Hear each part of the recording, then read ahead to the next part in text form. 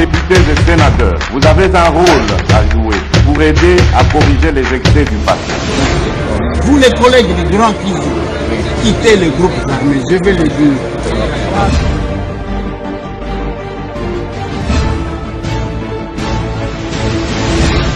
Deux jours d'absence, Nassimaya Mikolomi Balé, Tosololité, les loto commis lundi le 16 janvier 2023. Ils ont fait rien en Bokanabiso. Mukolo tozali ko commémorer l'assassinat de Mzee Laurent Désiré Kabila. Lobie koza la commémoration ya assassinat ya Patrice Emery Lumumba, Paul Maurice, na Joseph Okito. Je vais vous mettre l'extrait. Il y a mes contentements de la famille de Paul Maurice. Masolo na dopité. Lobby mitema ya batu beti. RTNC message de la présidence. Batu bako zela na gauche, Fatia Bimeli na droite. Qu'est-ce qui s'est passé dans ces numéros de l'émission Masolo na dopité? Plus de 15 personnes bakoufi na attentat au Esalemi na Kasindi dans une église.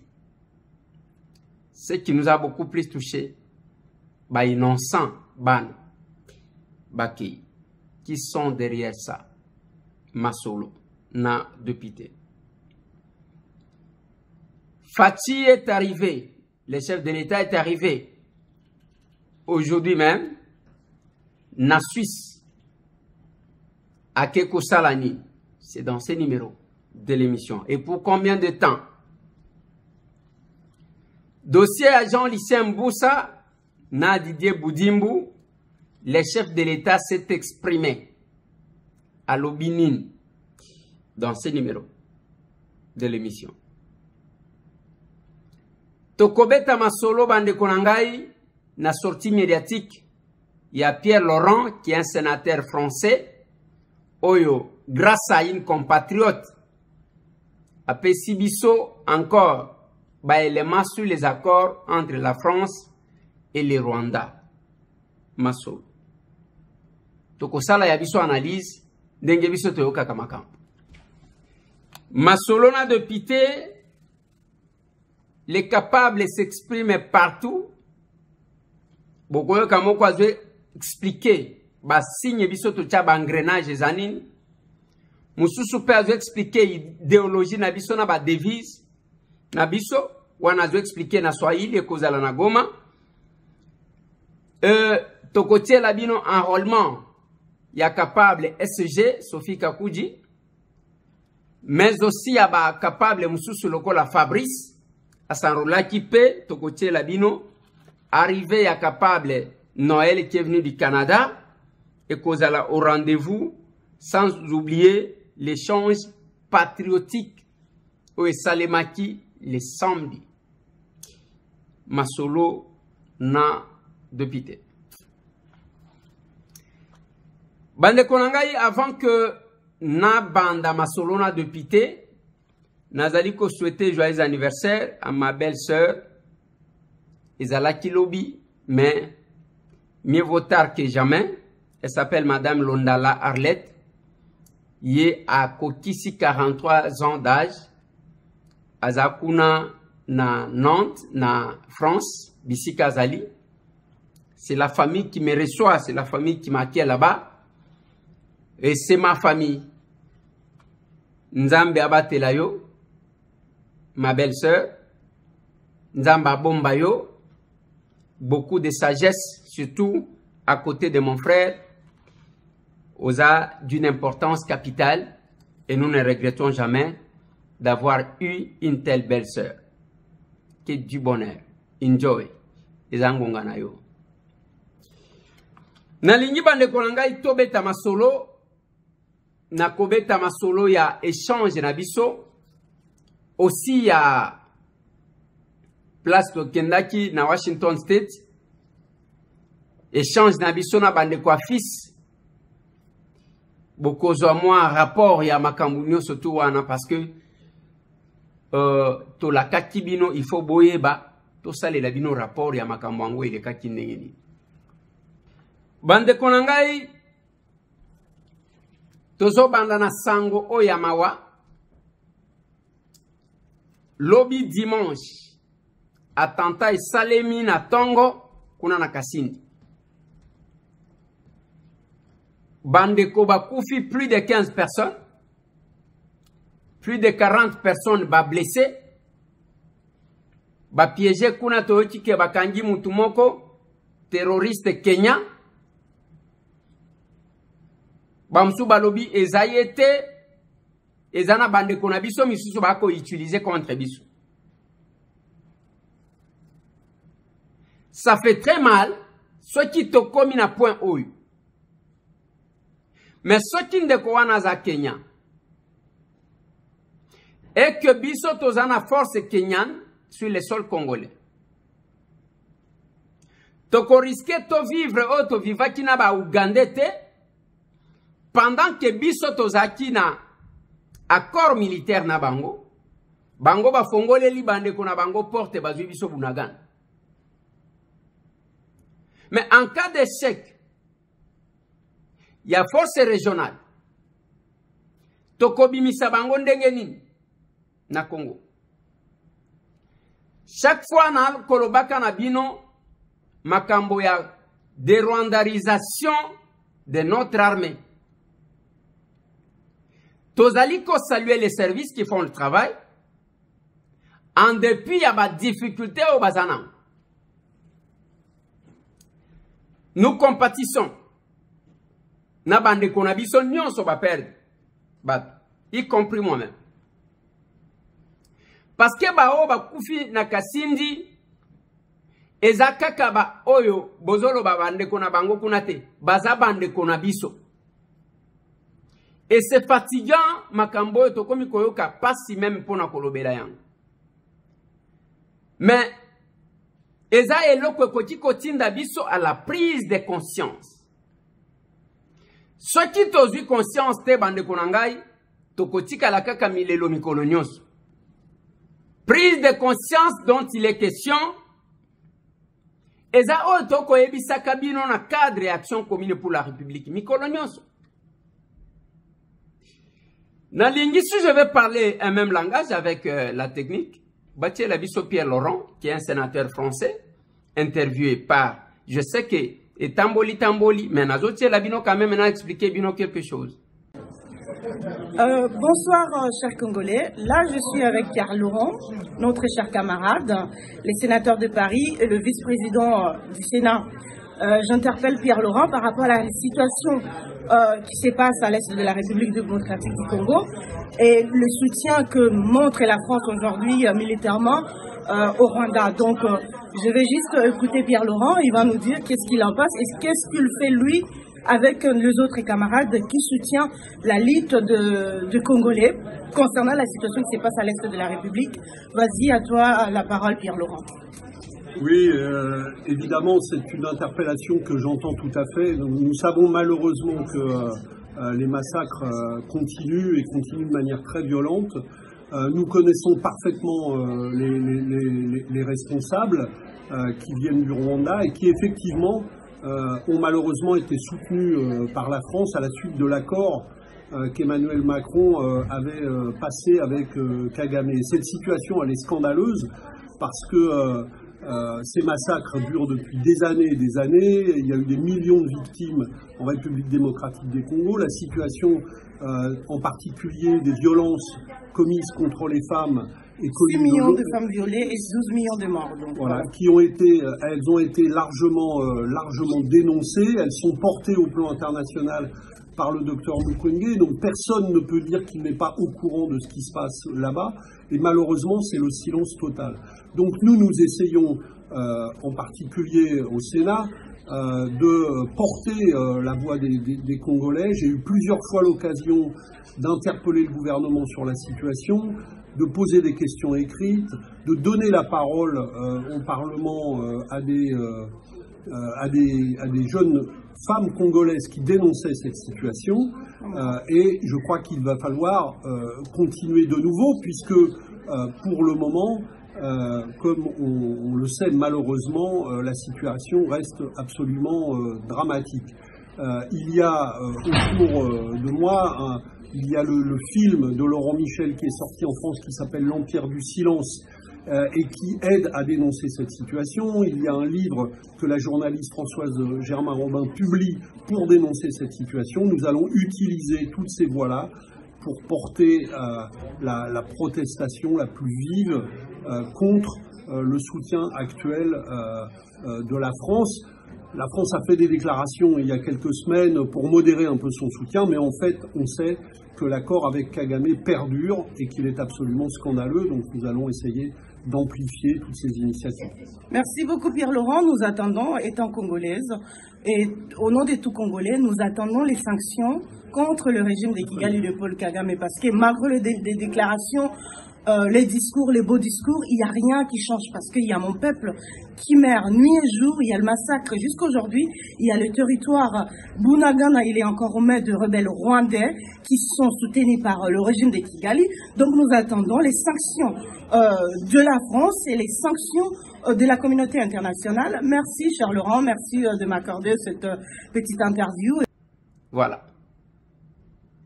Maloba Yande Kowana, vous voyez la dame, la compatriote qui pose des questions. Osons sentir que la personne est touchée. Makila na yezo ganga. Avec ce qui se passe entre nous et les Rwandais.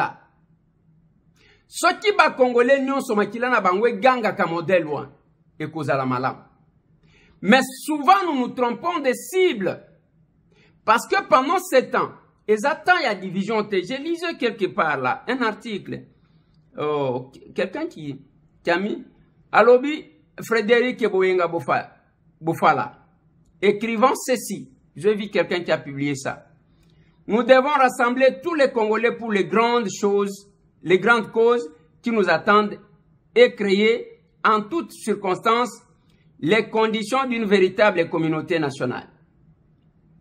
Je mesure le poids de l'histoire, sa rigueur, sa grandeur. Seule la communauté nationale congolaise entière doit répondre aux exigences du temps présent. Ce qui compte aujourd'hui, c'est de rassembler les Congolais pour une grande œuvre de redressement national. C'est d'en appeler au patriotisme contre la fatalité et la crise. Comme nos parents l'avaient fait en leur temps, dans d'autres circonstances difficiles pour l'indépendance de la nation congolaise. Bande Konangai, cette publication, tant qu'on a l'andiango, parce que nous, quand nous entrons sur les réseaux sociaux, ils en ont biloko intéressé à kabis. Bino bozalaka intéressé, na oyo bo sekaka, ozolo bana landa kawana pona seka. Mais ozo seka nini pendant que les gens meurent chez vous. L'essentiel les aya kosangisa ba Congolais. Pona cause o yambo cannabis. Voilà pourquoi nous, à l'ACER, on s'appelle Action commune pour la République. Et puis, tozomi benga ba capable, parce que nous sommes capables de réfléchir, pas seulement ya koloba, mais ya kosala na sans soi. Je reviens sur le propos du sénateur. La compatriote Tangwazo Tunaye, Wanazo révélé que les Français, Bazola Lisabino Pongi, il y a un accord entre la France na Rwanda. Ndenge tozo la rapport pour que Tobanda ko travailler là-dessus. Wana c'est Pierre Laurent, le sénateur français Moutouazoloba. Et je salue la compatriote comme on a évité ceux qui vous le villageois de votre pays vous a salué. Parce que on a Moutouazo sekate, on sentir que Moutouazo a touché. Ba porte tolingi ba tubabetaka yango wana ndeko na biso amwasi wana sai. Yo ovanda kana Facebook kofinga ka batu kolongola ka bilamba koloba ka biloba loba. Voilà batu biso batambu tozali ko saluer. Yayo yango yo mama. Si chaque Congolais faisait sa place à Zali. sans venir kobete la biso kanini biso to ya poto kala biso to za boye biso to za na bantre. Qu'est-ce que votre carnet d'adresse? Qu'est-ce que bantre na yo ezo meme la Congo à part division? Ce qui bon moni ke balingi balanda o se rabaisser na ba considération tribalo-ethnique. C'est que le Congo n'a pas besoin pour le moment. Mais je vais vous dire que quel que soit ce que Pierre Laurent dit, ce n'est pas lui, Pierre Laurent, qui est sénateur français, débat tout bakoza solution pour la makamuna biso. Weneza lokuta. Biso moko kaka. Lumumba loba que l'histoire ya Congo et kokomama na Congo et par les Congolais eux-mêmes. Mais biso tozo zonga kaka na histoire oyo bakoma libanda. Ngai tambwe je suis en dehors du pays. Quand je viens na yaka kokanga ba photo na ba monument te. Na mona kitangu nazolongo la neige bato bazoloba. Non, akeko lia 21 millions, akeko salabo na lubitala niveau. Ezana bato ebele bayaka awa. Ye kaka akangi photo na mindela poste. Akangi photo na mindela poste. Non, bande konangai. On ne va pas chercher le pouvoir auprès ya mindele parce que bangote mtu bako voter yo. Tala niveau ya ko hypothèque mboka. Mais ba démarche ya ndeko na biso a mwasi wana e kwa butirte. Parce que ya uti koloba wana. Ezana batu balongwa ka Congo neti babiso. Aye awa ka pona kofunda mboka na ye. Avandi ba mindele ba vandeli wana. Le Congo va mal. Le Congo ezo sala boye. Ainsi de suite. Musala na ye yango wana. Mais jamais à kosala lobbying pour que les jours poa otozanango yaba Rwandais na ba Ugandais elongwa biso akoloba yango te akofunda babetele maboko azakuna. Et si la France a signé les accords avec le Rwanda, c'est parce que lobbying na biso biso bazwaka biso lokola bazoba parce que nous sommes les seuls batu oyo bayebaka importance ya pays na bango te. Musala kofunda pona ko faire pleur na batu misusu. Et les efforts que ba compatriotes ya modèle wana lokola ndeko mwasi wana utikoloba. Be effort nyonso bazo sala ezo kwea na mai parce que ceux qui viennent des fois avec une qualité officielle, ils sont en train de détruire. Voilà pourquoi biso batambo chaque fois que nous venons, oui, je peux rencontrer un officiel na kokuta nanga na mundeli. Mais ma priorité ce n'est pas ça, c'est d'échanger avec mes frères.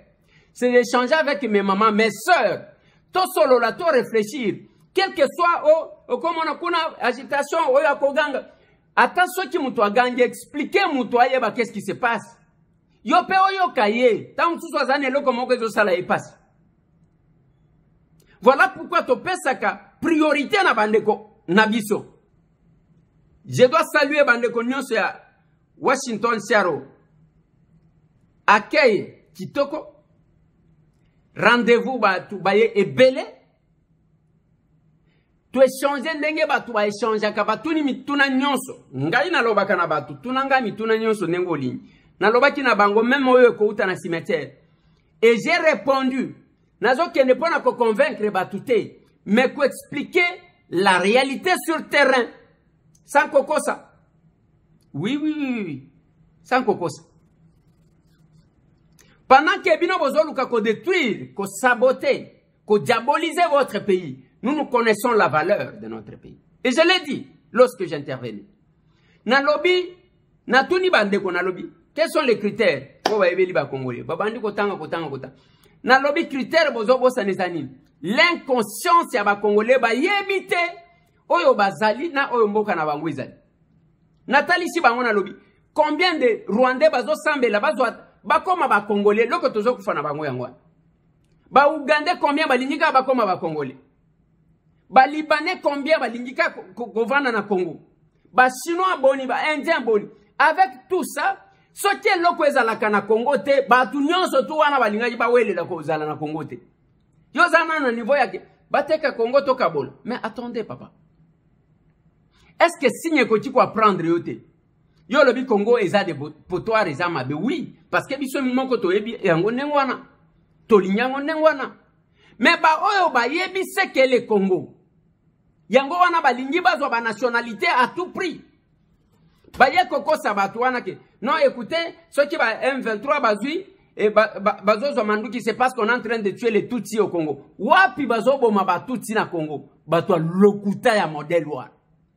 Des menteurs qui cherchent à se victimiser comme ça. Je l'ai dit dans le forum, tant que sali conférence, na bande kwa fils forum des intellectuels congolais de l'étranger. Que je salue aussi. Zoom d'un peu de temps, full.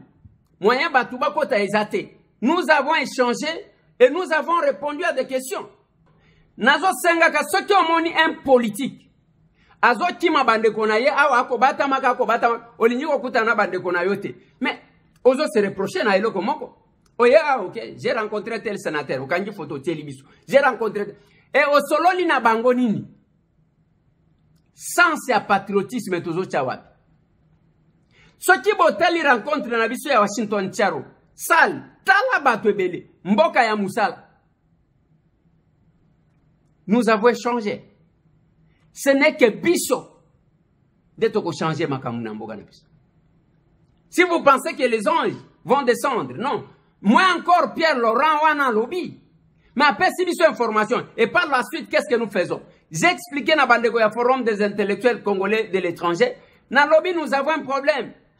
Bino bozo prône que il faut une collaboration entre la diaspora et Nabiso.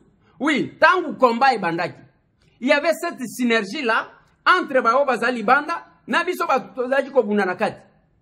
Namoni comment combat, Bakoti Selibiso, Bamakanissimo Koboye, Bamanipiler, les lots, les cordons est presque coupé entre ceux qui mènent le combat à l'étranger et nous qui sommes au pays. Babandi e wana kolabo, wana saliboy. Mais attendez, qui collabore na nyon soboko loba. Nous devons taire nos différends. Total ananu munguna. Tant que tokozala na bon mon côté, c'est vraiment un problème. La révélation que vous avez entendue de Pierre Laurent. Ezakaka yaketo prendre conscience. To consolider unité na biso pour se battre ensemble.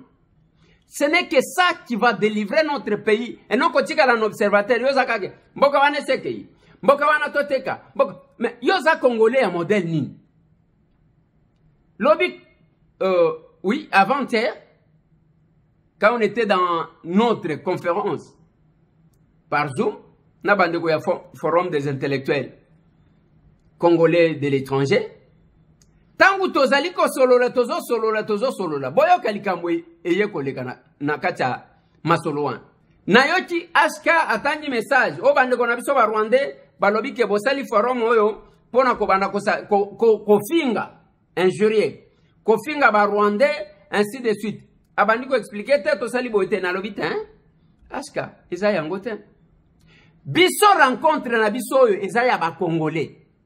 Ezalo kolo kena famille ya batu bazo solo la makamuna bangwa famille yo ye kokota ke ndenge nini bolinga na so te tali yo te wana za xénophobie te botika koluka se victimiser davantage tolobi masolo eza ya ba Congolais te yo Rwandais oye ko sala nini na makamuna biso. J'ai posé cette question na lobi en plus ya ke bozo bo mabiso parce que to yamba bino bozo landa biso er ya ke batu balali parce que quand on causait, ici comme si comment qui 1h du matin, 2h du matin. Mais batuana bavandi balinjika bayoka bazolo banini. Mais biso ba Congolais, tous à la distrait. Parce que ceux qui va pêcher moi mbongo, au komikuna okota na Facebook a okofinga batunyos. Okota na YouTube a okofinga batunyos. Et les gens pensent que tokobanda kolekisa tant ya ko répondre quand même batu tozo sentir que mituna bango ezali ko disjoncter, ezali ko péter. Biso to ba to pétage. Biso to za ba to pétage.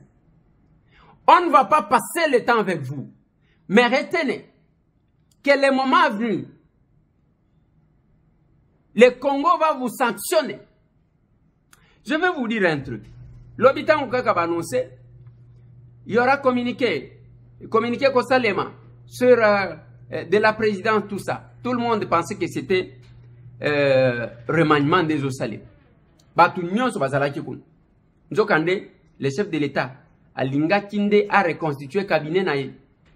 Acha Batouasika, bien que Eza cabinet Nouni et Sali Manda Mobimba. Ba message bandiko ken. Ndeko, yonde koleka kuna félicitations ko bosananga te, il faut kanisanga ainsi de suite.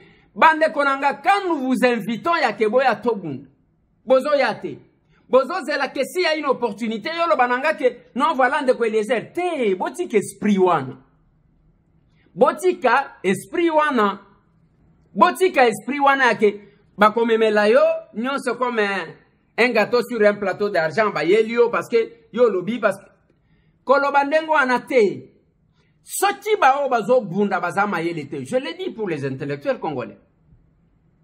Oui, biso bon makambu ya politique wana tozo talate, ainsi de suite. Mais vous voulez quand même que les problèmes de votre pays soient résolus par Batounine. Ce qui bino vous privez même à votre pays, votre intelligence, votre connaissance. Vous ne voulez pas porter ça, vous êtes un observateur et vous dites non, écoutez, tous les anges vont arranger. Mais attendez. Et dès qu'on nomme quelqu'un, pourquoi on a nommé celui-là? Celui-là n'a pas de diplôme. Mais attends, celui-là faisait quoi en Europe? Celui-là faisait... Mais Oyowana que il n'a pas de diplôme. Il ne faisait rien en Europe. Bien bon. Mais c'est celui qui s'est engagé dans les combats. C'est celui qui a accepté de s'engager. Bisso, dans ce que nous faisons, capable, Noël est arrivé à Longwe Canada, il faut s'enrôler. À Koutiba, Toubayambi, Kuna jusqu'à 23 heures. Et nous, surtout, c'est parce que nous avons un objectif à atteindre. Et quand vous allez à notre siège, je le répète, les sièges à parti politique le plus fréquenté, c'est l'Action commune pour la République. Kabinda 102, croisement Kassabou. Samedi, Zalaki, plein de Libanda. Badésion et paille. Pendant que yo ont rêvé, aux alliés réfléchir, voilà, qu'est-ce que je peux faire? Moi, je dois d'abord observer, je dois comprendre c'est quoi l'idéologie, c'est quoi la philosophie. Pendant que yo ont philosophé, ceux qui comprennent, comprennent. Et le moment viendra.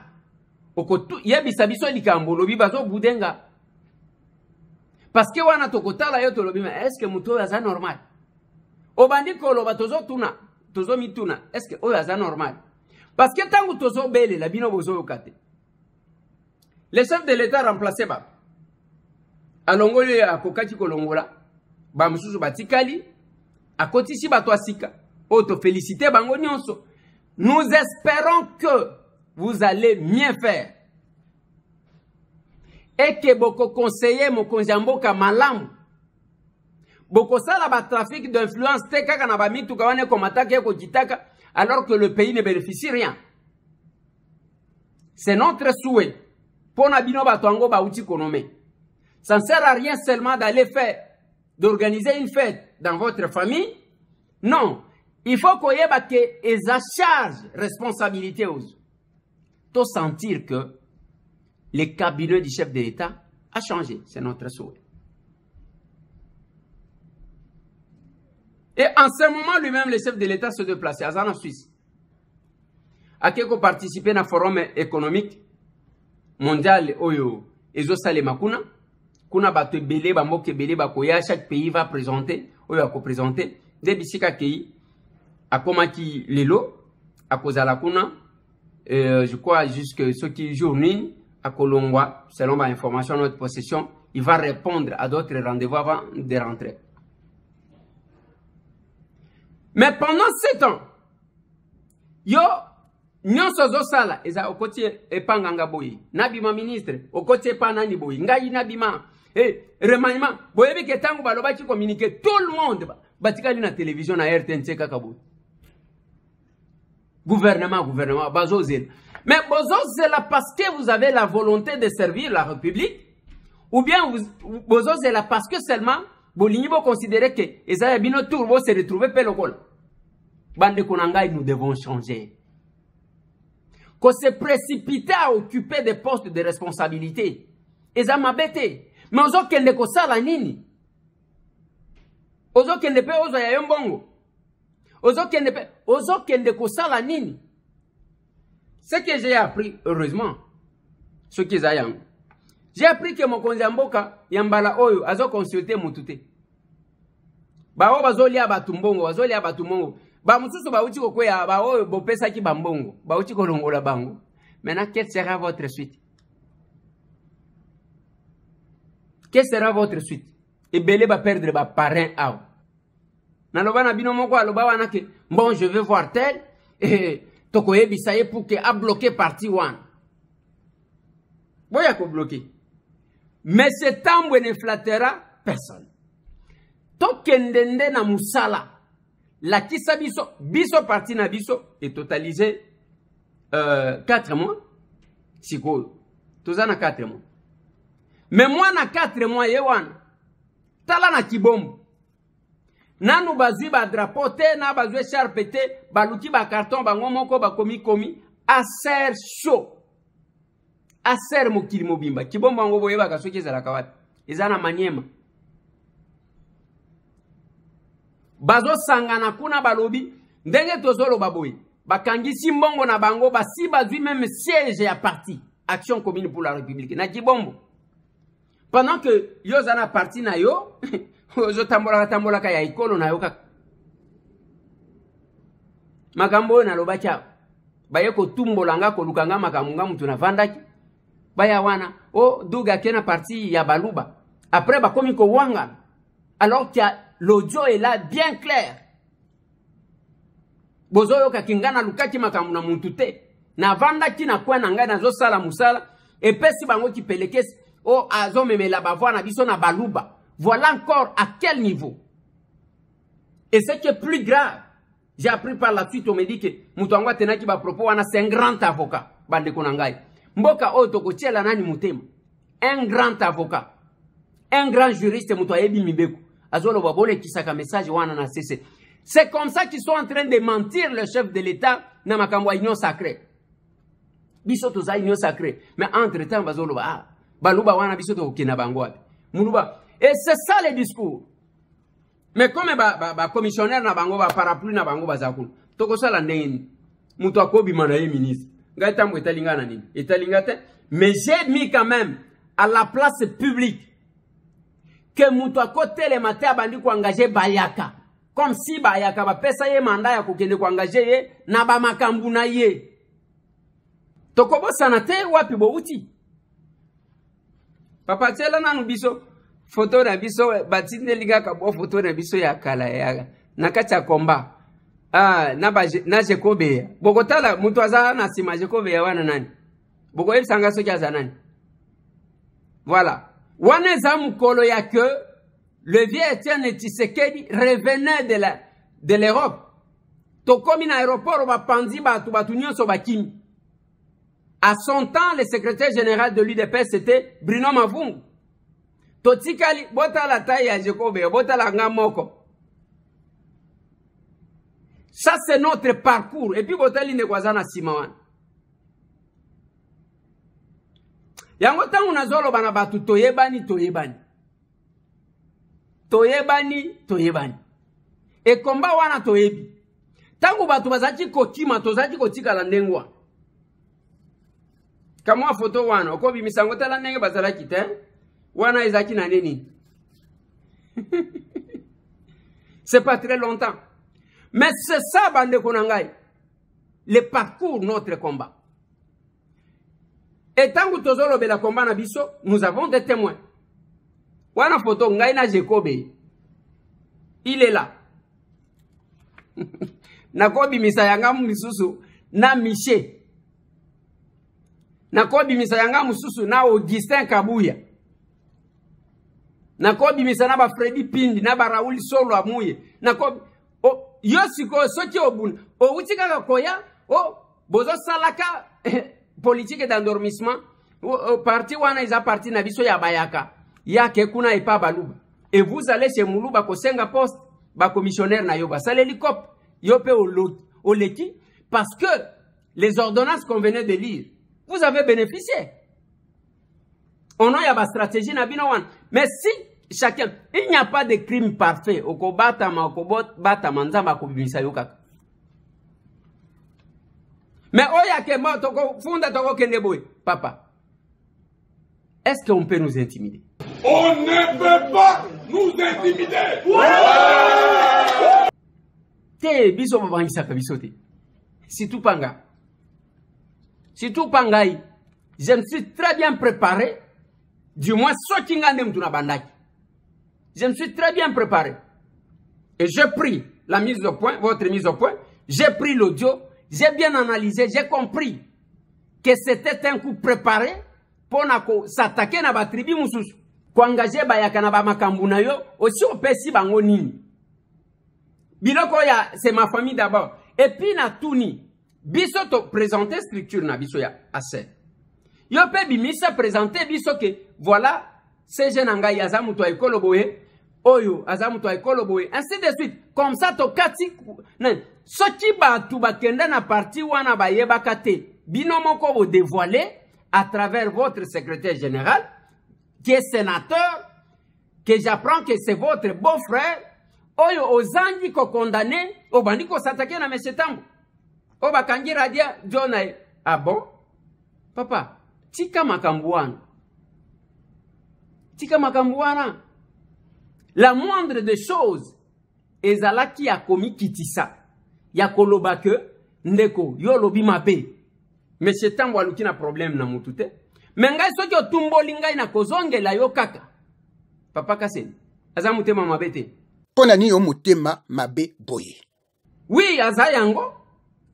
Et il faut boyo kaka sonia ko yaka ko bunda. Na biso batu to uti koya. Biso batu to zana premier mandat na biso. Bino batu bo umeli. Bo banda na biso bitumba. Vous devez éviter ça. Parce que nous n'allons pas désarmer to ko bundi sabino pe to ko bimi sabino. Biso to zaki na bino na biloko na bino ya bébé. Oyo Kabila sala son départ. Ce n'est pas parce que vous êtes venu à l'Union sacrée to ko oublier d'où est-ce que vous êtes venu. Pona ko s'attaquer na ba tribu mususu. Biso tozo sala politique wana te. Awa réseaux sociaux india. Jean-Lucien Mboussa, Didier Boudimbu, Jean-Lucien Mboussa, Didier Boudimbu ngana zo tala kaka. Et soki muto ayebi chef de l'état te. Akoti ko kanisa ke batu wana ba pesa ki bango mot d'ordre. Non, il les a condamnés na conseil de ministre. Il a fustigé. Tokende na débat. Bosolo na batu, vous présentez ce que vous êtes. Ou ce que nous sommes, ceux qui boyebi penza kezabo. Ezako kene na ba arme non conventionnelle te boba na koloba. Bo s'attaquer na ba bo oyo, bo s'attaquer na ba oyo. Les chefs de l'État n'a pas marché les mots na conseil de ministre à propos ya comportement ya ba ministre mi balewana. Il a condamné sévèrement. Et lui, ce n'est pas quelqu'un qui envoie les gens. Ceux qui ont coutué mutu na réseaux sociaux azo finga au nom de Félix Antoine Tshisekedi Tshilombo. Azo finga na ndenge na ye. Et puis, bah, flatteur à modèle ouana, bah, zo akapé l'autre côté. Azo finga na ndenge na ye. Oui, loba peut-être à l'équipe sima ya parti, à l'équipe peut-être sima yani, ake azui, ndenge lokola makambo, makambo ya ba poste zakaka. Oyo, yakana ya yo batu baye. Oyo, yakana ya yo batu. Oyo, ainsi de suite. Mais sinon, ce qui otali na ndenge ya normal. Les chefs de l'État, je les connais un peu, pas trop, pas comme ses amis. Je ne les vois pas encourager les gens qui insultent les autres. Wana bazo salango pona ko sepelisa bino batu ya ba réseaux sociaux. Bino batu bozanga keloko ya malonga ya kotala. La question qu'on m'a posée na Washington Chateau. Balobi, quelle est la source crédible ya kozwa d'information na lobby? Eza au quotidien YouTube obeti ndeko Eliezer toko koma. O kozwa ba information ya vrai. Eza na ba presse en ligne. O bazo pesa ba information ya bien. Mais bele bazo sala kapona kozwa ba vi lokola ba yebi ke eza na ba congolais balinga kabuzo ba che wana ale bozo tala bozo seka. Mais information comme telle bokozwa yango te. Voilà pourquoi depuis quelques jours, kaka babimisi liste wana remaniement ndeko Eliezer comment ndeko Eliezer félicitations ngana linyina comme directeur de cabinet ndeko Eliezer. Oh, na lobby c'est une ancienne et fausse rumeur. Et bien wana. Même ce qui est à la cavre. D'abord, oyebi position à M. Tambo bien, ce n'est pas quelqu'un qui vient récompenser quel que soit. Récompenser quelqu'un qui ne veut pas se battre, qui attend qu'il soit servi. Non.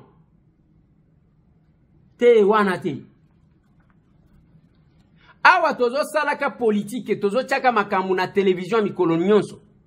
Même à lancer opération, nous avons besoin de 500 personnes. Au plus tard, la fin du mois d'avril, oui, bakoti ko pesa biso au minimum $1000. Boyebi mutu aliboso na zu, azana Congo. Alobi nanga ke ngana kozwa. Alors 10 personnes, je vais donner $10,000. Azana Congo na RDC. Moi na muke, un jeune. Place Azalia Yebi. Merci beaucoup. Alobi honorable, ngai, je vais me battre, je vais donner $10,000 avant la fin du mois d'avril. Parce que je sais, je comprends l'essence de votre combat. Et lui ne fait même pas la politique. Ndeba o babenga ka politique. Azo sa la politique te. Suite à la religion naye, nanin. Azo sa la naye politique te. Mais il s'intéresse à la politique. Yango tolobaki olia ko yebisaka bisoka nengo yebani ndenge nini. Biso tozana posa ya 500 personnes. Toko kende ko teka bomoto na biso te parce que nous avons besoin ya mbongo ya ko déposer ba candidature na biso na makamususu. Te. Nous demandons à bandeko oya biso oya sentir que à côté ko sala quelque chose. Aya sali. Muke toko ko sala quelque chose. Mais ceux qui osent à mesure te kofinga biso te.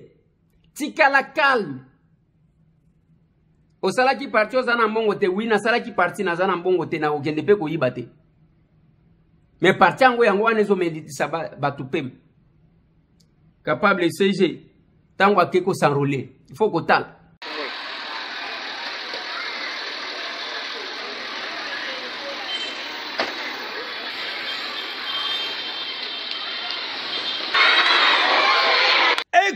Sainte Famille awa na avenue Chapelle na commune ya Lemba quartier Rigininde et Serva Kibongo. Capable secrétaire général ya Action commune pour la République Madame Sophie Kakoudi. Oyo akende Kibongo malembe pona ko remplir devoir na ye citoyenne, c'est-à-dire kozwa carte d'électeur na ye na malembe d'une manière à ce que à répondre na ba besoin oyo baza ko senga na kati ya mboka kaka ndenge congolais de père et de mère asalaka. Yango esalema kibongo na tongo ya lelo vendredi 13 janvier 2022 na ntina ya kobongama na oyo etali bongo maponomi parce que na 2023 awa titoko ma ba décembre ekozala bafwa bashala nani ya kovotame nani ya kozwa sanction ya population ekozala penza opesi mbwa aboyi ndakoma kibongo na tongo ya lelo awa kaka ndenge to expliquer bino a se présenter liboso ya ba agent seni kasi akotaki mbala moko na kati ya ba opérateur ya saisi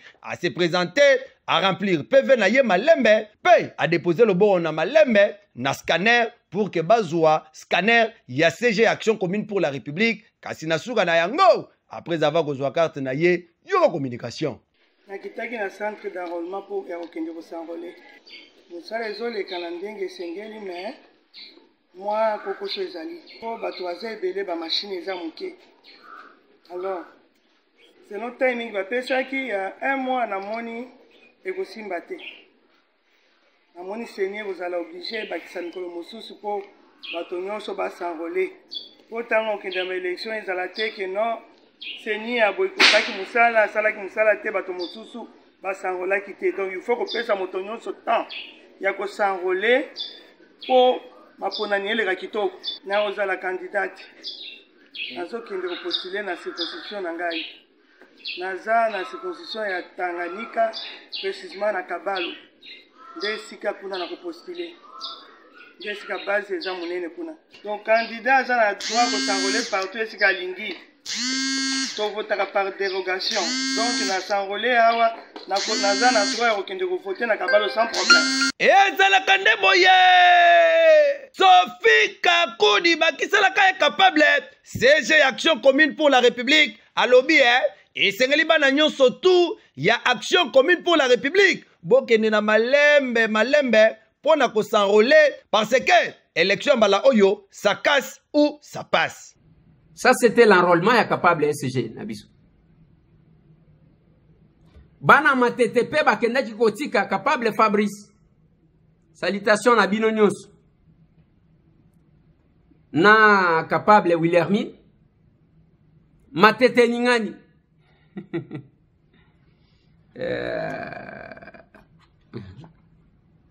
Matete et Ningani. Bonne adhésion. Yango ozomona partout c'est ASER. Partout c'est ASER. Au comment on a comment quoi expliquer bangrenage. Oyo biso tocha comme logo. Tocha pambate, ça a une signification. Est-ce qu'on peut me mettre ça? Ils allaient partir à Congolais. Ils allaient partir à Ndegezerte. Ils allaient partir à Honorable Ordiga Longité. Ils allaient partir à Honorable Doug Kolungute. Car ils allaient partir à Bisonio sur les Congolais. Bon, on a voyé bah. On a voyé bah que ASER ils allaient partir à Congolais. Maître mécanicien en chef Azali Aou. A recontredire Naïté Fabrice. Au moment où il va biloko misa tout haut. Badon a un engrenage. Il y aura une signification ASER. Engrenage oyo. Arrêtez engrenage moko et qu'on y ça la tête qui m'a dit comme sous ma sac. Donc on le bande de lézère honorable lézère tambour poche charmant. Yeyo engrenage à mon nez. Oyo tolobi bon oyo za honorable Odika Longe. Oyo siko soke zate bangomi bale ba kwa sa musala te. Oyo egoza na yo egoza ngai egoza ye. Donc pas honorable Eliezer asala musala asenge na biso nyoso to simba na maboko to tambusa mboka na biso bandeko bazwaki ba député malonga lelo ba quartier na bango ezui solution mais tala biso ndenge tozongi sima tozali déjà 3 élections tala quartier. Est-ce que tout ça sur la table on peut s'abattre confiance ngana kanisi te to changer ma kanisi bongo na se awa na comme devise balobi na biso devise à ASER ezali unité travail et patriotisme. Ça ce sont les capables. Dans tous les coins on enseigne les gens et nous vous invitons aussi rejoignez-nous parce que c'est nous et avec nous que nous allons changer la classe politique. Nous en avons l'expérience. Rien n'est impossible. Donc, que se faire corrompre, c'est un choix. C'est aussi un choix. Mais cause à la crédible, c'est un choix. Mais nous sommes capables de résister. Oui, nous sommes vraiment capables de résister. Ce qui est même discours, Nagoma, va expliquer à Swahili. Idéologie, doctrine et à parti nabiso. Que prendre là, ce n'est pas seulement à chanter mon hymne national et à parti, ou aller quoi tout coucher mon documents à parti, non. Nous, notre social-démocratie est très palpable. Au Kafika Koutere, par exemple, au niveau de Kinshasa, il y a des actions qui se font déjà au niveau de Kinshasa qui prouvent à suffisance que nous sommes dans la réelle social-démocratie. Au Kafika Pagoma, nous sommes dans la social-démocratie parce que ce sont parmi les rares partis ils ont organisé à la régulière des matinées patriotiques. Tu as confondu Shabbat, c'est quoi l'amour de la patrie, c'est quoi le patriotisme. Ça c'est notre idéologie. Notre doctrine à nous, chez nous c'est ASER, notre doctrine c'est le pouvoir de l'amour et non l'amour du pouvoir. Nous sommes animés par le pouvoir de l'amour et non l'amour du pouvoir. Comment? On est sommes à tout ville et na binapita. Nous, chez ASER, ce n'est pas la fonction qui compte, mais c'est l'homme, c'est le mérite. Nous comptons beaucoup plus sur la méritocratie. On a dit quoi ASER, ne vous en faites pas. Comme on a ambitieux à quoi ASER parce que tu vas devenir président, on est à quoi décider. Comme on a quoi ASER parce que on a envoyé un poste, tu vas être décidé. Ma partie politique, je ne pas mingi vanenda kazi ya derrière. Ishakuwa nikakope moya hivi. Unaona ukokia kuparti yetu sa ministeri itatoka batakunome mwenye hatujue anaweza penda atukompare na zile zengine maparti politique. Ndio maana nilipenda nilete kale kaelema ka kidogo. Quelle est notre spécificité par rapport ya zile maparti politique? Notre spécificité c'est par rapport à notre doctrine. Deuxièmement par rapport à notre vision et troisièmement par rapport à notre idéologie. L'idéologie de notre parti, c'est la social-démocratie. La social-démocratie comme idéologie, il est haïtoche pourquoi différence dans un parti politique. Parce que, on est en somme statut et un parti politique et une idéologie et une social-démocratie. parce que ma parti politique leo mara mingi j'ai déjà lu au moins 5 à 6 statuts za ma parti politique utakia kutana kenye wanapishana kotuni couverture mais le contenu est le même. Apa idéologie abo ni social-démocratie, pas l'idéologie abo ni social-démocratie, n'a pas l'idéologie abo ni social-démocratie. Alors nous notre différence par rapport à bale bengine benye nabo waneza kuwa na idéologie ya social-démocratie, notre point de démarcation c'est notre manière de faire. C'est notre capacité à résoudre mes problèmes. C'est notre capacité à subvenir comme besoin réel de l'État congolais qu'on a, et la nation musulmane qu'on a en général. Tout à connaître chaque fois à poste mbele, parce que nous c'est le pouvoir de l'amour. À tout à connaître chaque poste mbele, il y a quoi tout à connaître, c'est le rôle, c'est ton rôle. Qu'est-ce que tu as joué? Nini njo na pasha l'État pour que le Congo y émerge. Depuis longtemps, le Congo et le Koufa jouent amour du pouvoir. Depuis d'ailleurs l'indépendance. Congo et le Congo est très jeune. À la veille de l'indépendance, en 1960, indépendance, et dans la même année, on a ce qu'est ma sécession katangese. Johnny, Batu walipenda pouvoir. Kuna mara alipenda yenjo akwe président. Alors, il est amour ya pouvoir, ikaendelea ikakuwa ni cycle yenye iko paka leo. Je me souviens le mardi, j'étais avec Bakapable. Je les appelle les capables, je ne sais pas. J'étais avec les amis, tout qu'on a ongé sur les élections. Alors, un vieux prétentieux candidat Kakuya, Akaniuliza, est-ce que vous pouvez me soutenir? C'est quoi votre projet de société? Akanijibia, mon cher, bile tutabishua nyuma. Tufike kwa Kinshasa. Akanijibia, tufike kwa Kinshasa. Wakati tutafika Kinshasa, ndio tutaangalia kisi mwingine iko, ndio tunaweza wapatia ma réponse. Mtuvote kwa tufike Kinshasa, ça tutekala mo ensemble, tout tutajua ma projet de société kama inasema nini. Tu vois, si on donne une voix à quelqu'un pareil, ndio bale benye banaua hii nchi parce que ils ont l'amour du pouvoir. Aya au moins tufike kwa Kinshasa, kabita haribika biharibike yeye ajote na bill. Voilà. Dengo yotiwa. Et le capable, ceux qui tozo salaka d'échange patriotique. Ezaya Kebilo kwa neko takabatu. Papa Tselangana hymne ya parti. Oui, nous sommes la nation assez. Oui, nous sommes capables. Oui, nous sommes unis. Oui, nous sommes la nation assez. Dans le patriotisme, l'unité, le travail, bâtissons les Congo assez. Tenons-nous la main, travaillons ensemble pour changer le Congo assez. Oui, nous sommes capables, oui, nous sommes unis, oui, nous sommes en nation assez. Oui, nous sommes capables, oui, nous sommes unis, oui, nous sommes en nation assez. Arrachons le pouvoir, conservons-le longtemps assez. Pays de nos aïeux, avec toutes nos richesses, oui, nous sommes capables assez. Oui, nous sommes capables, oui, nous sommes unis, oui, nous sommes en action assez. Oui, nous sommes capables, oui, nous sommes unis, oui, nous sommes en nation assez. Wane zabiso. Et le kwezo troublé batu yango wana. Ce samedi, Nazaki na Kinshasa te, capable premier vice-président Zalaki te, capable deuxième vice-président, na troisième vice-président Bazalaki wana. C'était plein parce que les gens suivent, pas les individus. Mais ce que nous disons. Yepekuna lalité. Sikoyo, la nenga décalage va à 4h ou 3h du matin. Mais à Zana pour travailler à Zana État à Washington. Dans la ville à Washington, dans l'État à Washington, pour ils ont mis balai. Bon côté. Oui. Ils ont à Washington, il y a État, dans Washington, il y a ville où ils ont la capitale des États-Unis. Il y a à Washington, il y a État parce qu'ils ont la communauté diaspora junior au monde.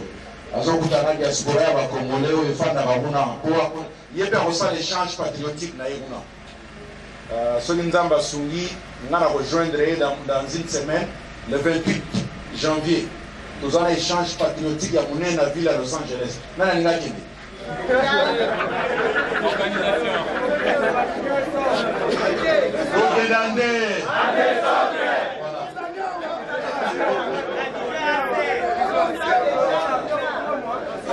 C'est mon avis sur les acquis, les partis de côté, où ils ont ça, ou bien la bande, ou bien la barrière à moi. Les partout, bon côté.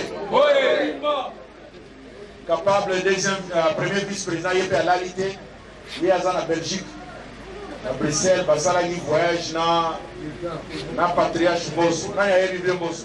Il est à la Mobali.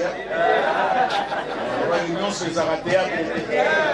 Semaine passée, au Oudaki Kasongolunda, Togedaki Kosala, non seulement implantation à partie, mais Togedaki Kosala enrôlement.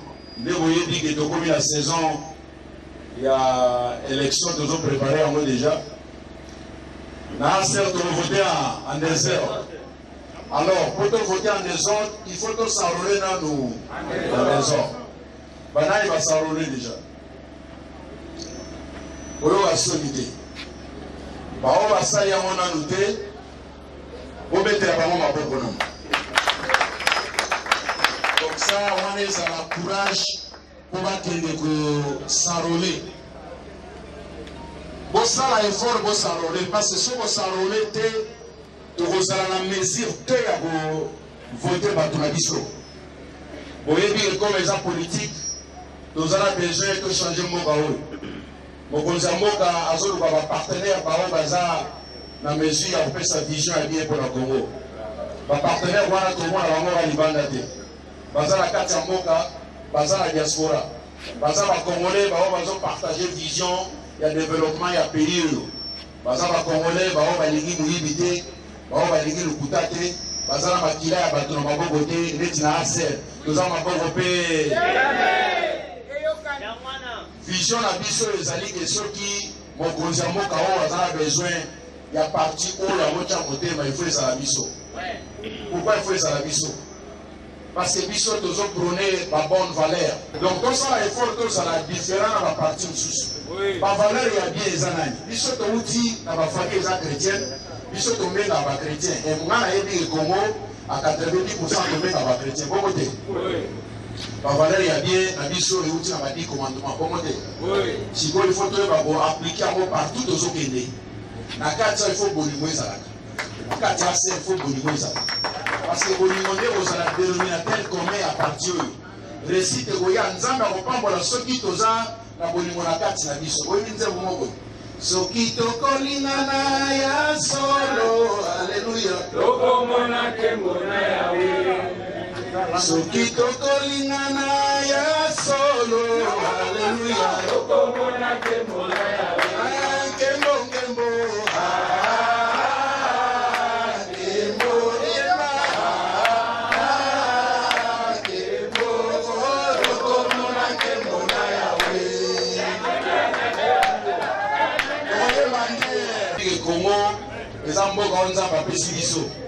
Rwanda ezoluka na façon nyonso yeba biso Congo me bazokoka soki bato baolo bakota la parti ezala parce que parti wana ezala ba idéologie moko politique ya bien ezoyeba koteka image ya pays ya bien mpona 2023 tozala besoin bakandidat baganye mais boyeba koteka parti na biso oyo bozokutana na bato nazala kotala era tozokutana na bato koteka ngo ndenge nini tolobela bavaleur oyo ya bien tolobi non le pouvoir de l'amour non l'amour du pouvoir. Donc moi, dans Congo, ce mot dans ce pouvoir, nous se changer. Va m'assaper bouton. Nous l'avons commis moi été, ma mère ici là, vous avez ma camarade T. Nous se changer. Et là, nous avons bien, on a assez au dehors du pays de Ronabi, surtout par rapport à la présidence de Zanaï. Nous avons la sensibilité à Zanango. Il y a Diaspora, il y a monde, il y a Congo, il y a les airs mingi. balingaka ye mpona bolingo azala ngo mpona mboka oyo balandaka eliezer kolega bino kozala na Congo po awa biso internet eza ba 1 mega 2 mega bango kuna ezalaka esilaka te ozomona. Alors biso toza bamembre ya parti oyo il faut toyeba mpe kosala effort ya koencourage bango tokende vraiment kosala enrôlement partout aux alliés pour ça l'effort wana ya ko s'enrôler parce que toyebi que capable le premier vice-président à s'enrôler les 19 bon les 19 alors au giga longi azana besoin d'accompagnement ba o bazana terre jaune bala chango bazawa bala chango bozali boya en désordre boya sumingi te na éviter pour nani boya en désordre bo accompagner jour wana bola ki secrétaire jaune les a anser bon côté oui bon que nous s'enrôler à et tout ça l'effort wana ko yeba que ceux qui nous s'enrôler en désordre les to voter à longi là ba o mususu na chango en désordre ngai na kwango na utosa l'implantation à Kasongolunda lelo nde na solo na bino l'équipe mususu ezokota Kayemba nani ayebi Kayemba eza territoire monene na kwango eza na frontière na Angola ACR ezokota deja kuna ezokota kuna na ndenge ya masiki te du soki ezokota kuna na ndenge ya masiki te tozotikala kaka kote moko te tozokota partout parce que philosophie ezali ke kote nyonso yo ozali osala effort okotisa mwa bato mosusu soki okoti mwa bato nde tokozala parti ya makasi na 2023 lelo nayoki toloba tozala bakandida ebele il faut tozala suri bakandida tozoprépare bakoganye baélection po toganye élection tozala besoin ya crédibilité tozala besoin ya confiance tozala besoin ya réputation bavotaka parti te bavotaka kandida boyebi yango te sikoyo il faut osala effort de place yo ozali ozalaka gentil na quartier ofingaka bato te matanga omonanaka moma baaniversaire ya bana mike mpe oyaka na yo bayebi yoke tonton gentil na quartier soki ozosala biloko wana deja ezoprépare yo mpona moma ya élection na yo ngai na kolingaka bato nyonso baza ngambu ya bandundu grand bandundu donc ozwi kwango ozwi ekwilu ozwi mai ndombe bao bakolinga kokende na intérieur balingi bapostule na kolinga naza na contact na bino ozolanda ngai po nde mama alobaki ordre ezala tozala bastructure touti kotala kwango tozotala kwilu totala mai ndombe toyeba kodirige na bino na bato bakosunga bino moma ya kokende kosarole epe moma ya koprépare bacandidature na bino na kote ya contribution na ngai naloba moke namoni topesi makonzi ebele te lelo nini biaka janvier bofete trop bon tocomprendre tobabingi topesaka te mpo tozala nango ebele topesaka par rapport ya bolingo tozala nango mpo topesaka bato mosusu donc tokomisi nkolo mpona kopesi lelo tosali 124 000 francs na 140 dollars mbongo oyo toliaka yango te eza mbongo ezosala bilanga oyebi philosophie ya aser eza fo tosala politique autrement nde ezali bato ya kala te nde toyebi politique ya kongo te po raison kongo ezobonga te eza parce bapoliticien basali politique ya bien te eza te parce kongo eza pauvre c'est faux ya archifaux kongo ebongi te parce soki lare ye tozowelisa peut-être tosomba mituka biso nde tofanda na poto bana nyonso bakende mite na poto baketanga na poto ou bien tofongola baopportunité baleki mosusu baye tonga bango na poto ole par contre totala ndenge nini kosuma mboka na biso mais sikoyo se dit que soki tolingi tozala parti ya makasi mpo na mboka na biso biloko ifo tosala ya makasi eza koyeba koteka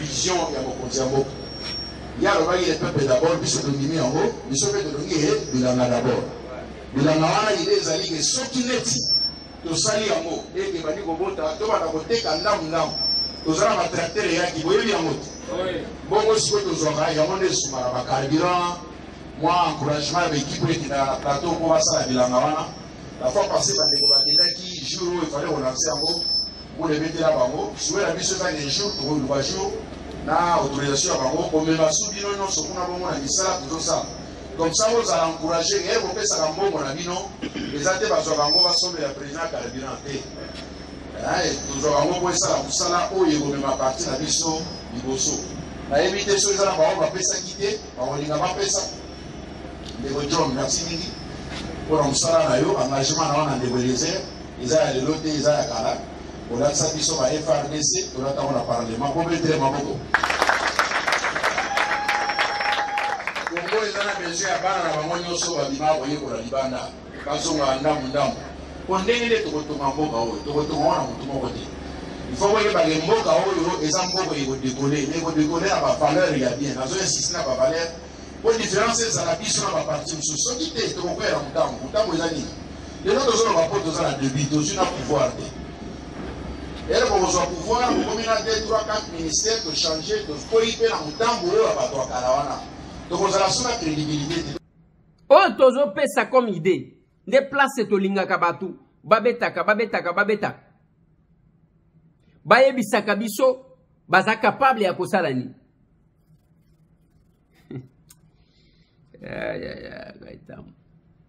voilà nazo suki sawana pona lelo encore une fois merci na bandeko ya Washington Charo bandeko ya Forum des intellectuels congolais de l'étranger et tikali ya bino bandeko ya New York na bandeko ya Canada. C'est déjà ce samedi. Tchelanga fichwa. Oui, adresse yangwa. Numéro P à contact yangwa. Tokokuta nanangonga ya 12h30. Samedi 21. Na New York. Tu échanger ndenge to utu ko échanger na baninga. Tokutanaka kutanaka.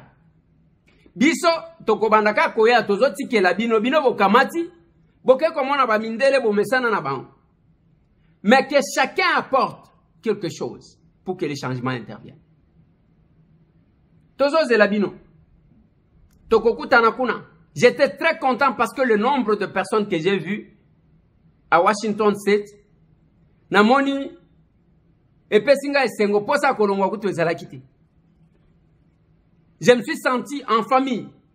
Pendant que ebino bovan tala ata soki voie mataki, ata soki voie ekitaki, mais andenge banamboka basololaka. L'essentiel nous avons causé na souk ambiance to bandi ko kanga ba photo tozo seka et tozo pesa na ba cadeau. Ça c'est nous. Mais yo salela ka banguna musala. Talisaka bangu ndenge nini yo aux après ya ko trahir mboka na yo pona ko sepelisa bato. Bokoma, une fois j'intervenais, je ne sais pas si la régie va me mettre ça. Na lobby, ba loi est belé, to komi ko salango pour les autres. To bandi ko importer. Nous ratifions tout, tozo sala makamuka kanengwa. Il faut éviter de vendre votre pays. Généralement, dans ces pays, nous avons tendance à vouloir occidentaliser nos lois. Les copier-coller nous met en difficulté, honorable président.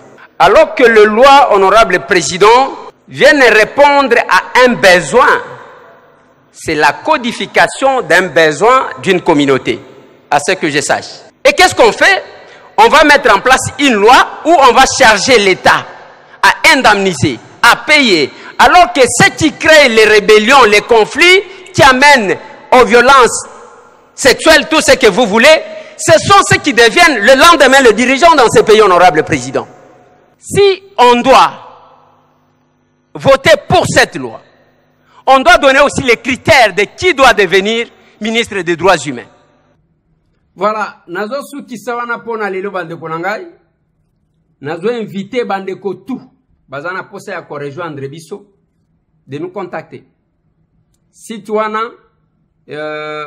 acer-rdc.org selon ba technicien balobi ezako fonctionner au côté kokota au sadere.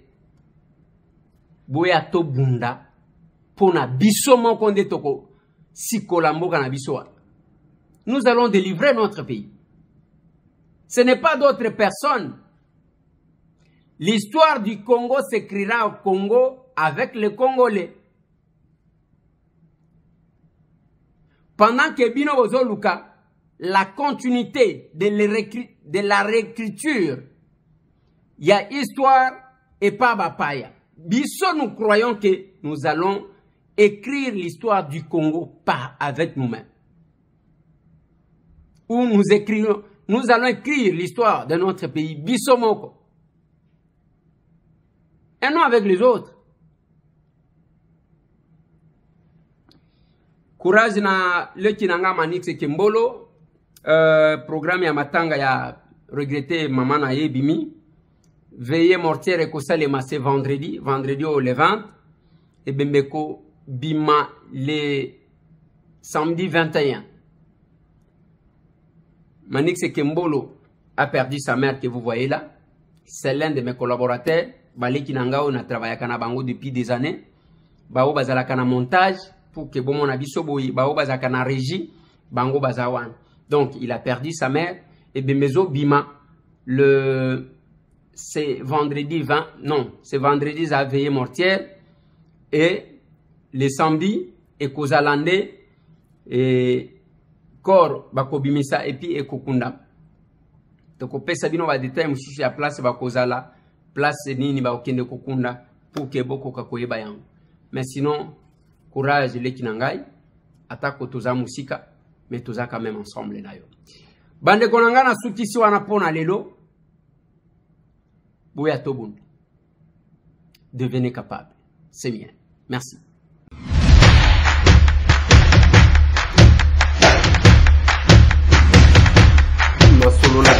Honorables députés et sénateurs, vous avez un rôle à jouer pour aider à corriger les excès du passé. Vous les collègues du Grand qui quittez le groupe armé, je vais le dire.